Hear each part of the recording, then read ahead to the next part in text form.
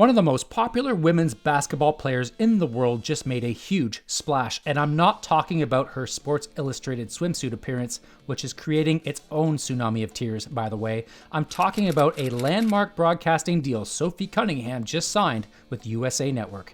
And we are going to need a cleanup on aisle 3 because we've got hater tears absolutely everywhere. They are crying about it, they are all whining about it, and we are not surprised. It's completely predictable. Every single time something good happens for Sophie Cunningham, just like with Caitlin Clark, the same crowd fires up their outrage machine on cue. You could set a watch to it. And Sophie's hiring says everything about where the smart money is going in women's basketball right now.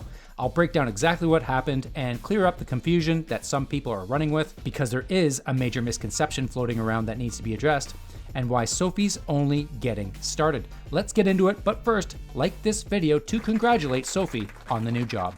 Alright, so here's what just happened. Sophie just announced that she is joining USA Network as a studio contributor for their 2026 WNBA coverage, and this is not a minor gig. USA Network has a brand new massive media rights deal, 50 regular season games, plus playoffs and finals, weekly Wednesday doubleheaders throughout the season. Fans are going to be seeing and hearing a lot of Sophie this season. This is the biggest broadcast footprint in WNBA history, and Sophie Cunningham just got handed a seat at the table. Now, before I get into the crash out over this, I'm going to clear up some confusion since this news dropped. A lot of people assume this means Sophie Cunningham is either retiring or sitting out the 2026 season with an injury. That rumor spread fast and people ran with it. Well, here's the truth. She's still suiting up this season. She'll pop in for studio coverage here and there, the same way Caitlin Clark appeared on NBC a couple of times, or the way Draymond Green was doing TNT work while still active in the league. She's doing both. And honestly, the fact that a network was willing to build the schedule around her playing commitments tells you exactly how much they wanted her specifically. Networks don't do that for just anyone. And it's a no-brainer why they want her. Let's start here.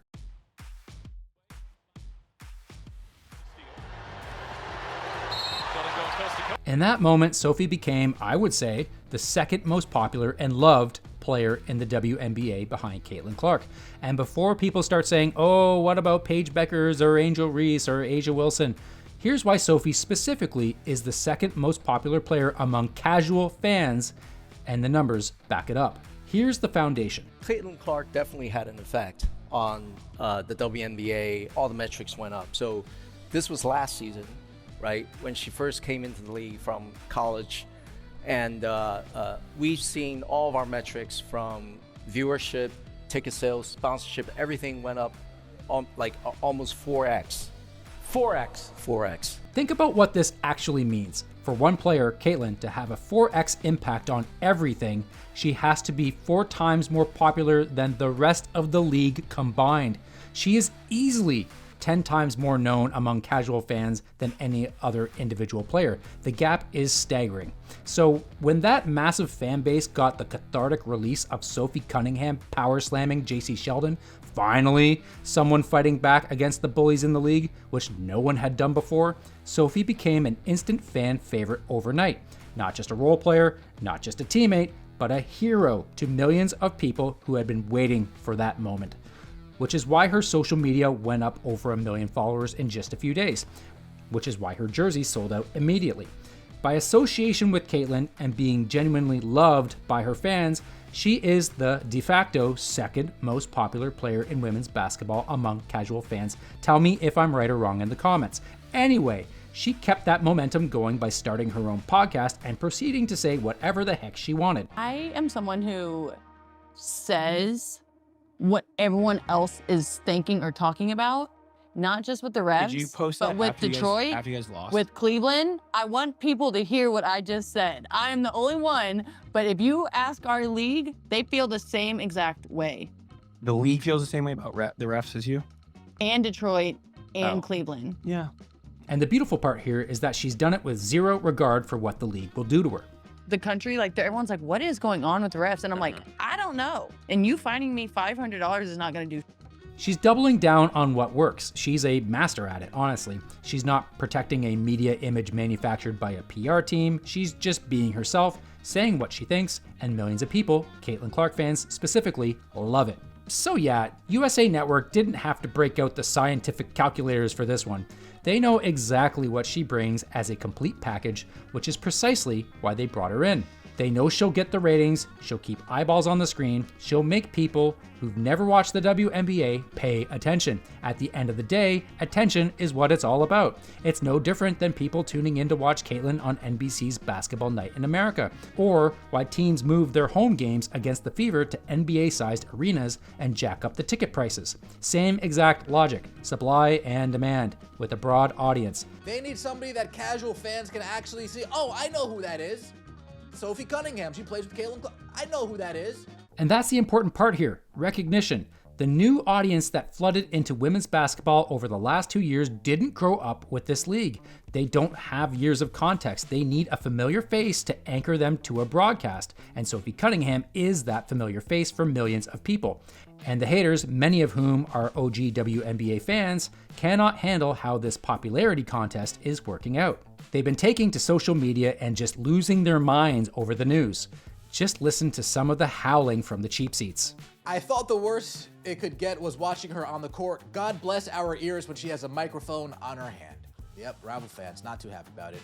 As this day couldn't get any worse. Ew, who asked for this? No, no, no, no. But there is one complaint that keeps coming up. The talking point that new WNBA fans, Caitlin Clark fans, absolutely cannot stand because they've had to hear it over and over and over again in a dozen different contexts. That there were so many past players who were more deserving. But here's the beautiful part of Sophie getting this job. It goes beyond looks and personality. She's actually experienced.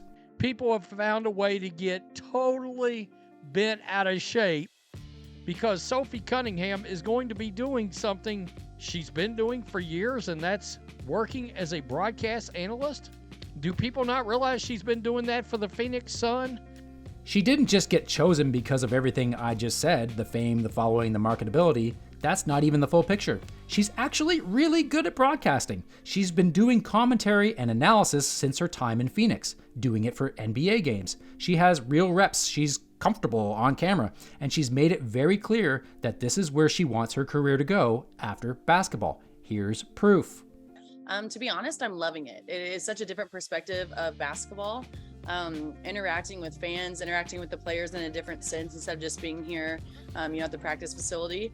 But it's been awesome. I think this is definitely what I probably want to do when I'm done. So just trying to get my foot wet while I can. It's kind of a fun experience. Sophie has been objectively very smart about understanding where she wants to go in her WNBA career and beyond. She knows who she is. She knows she's attractive. She's not afraid to mix it up. She's found a massive audience, and she's using all of it, the whole package, to make bank today and position herself for success well after the WNBA. That's not luck. She's finding avenues that are a perfect fit for her and a win-win for the companies she partners with. She's a good-looking girl. She knows the game. She can talk the game. If you listen to her podcast, she can actually talk and articulate herself well. So this could be a nice transition for Sophie Cunningham next season, and especially after basketball. At the end of the day, that's what it comes down to. You've got a Sports Illustrated swimsuit model, great basketball player, one of the most recognizable faces in women's sports, a candid personality who speaks her mind without a filter, and someone who is completely comfortable in front of the camera because she has actual experience. It is an absolute no-brainer, and anyone who is complaining about it on merit really has no argument. When she's done, it's so funny seeing the people crashing out on Twitter being like, there are so many former retired players that you could bring in instead of Sophie Cunningham. They wanted Sophie Cunningham. It's as simple as that. At the end of the day, it's supply and demand. The market doesn't care about who you think deserved it. The market cares about who people want to watch, and that's where the money is. And for that reason, the fans and haters alike are about to get a lot of Sophie Cunningham this year and beyond. Since you're still here, drop a trophy in the comments because you are a winner for sticking around. Thanks for watching. See you next time.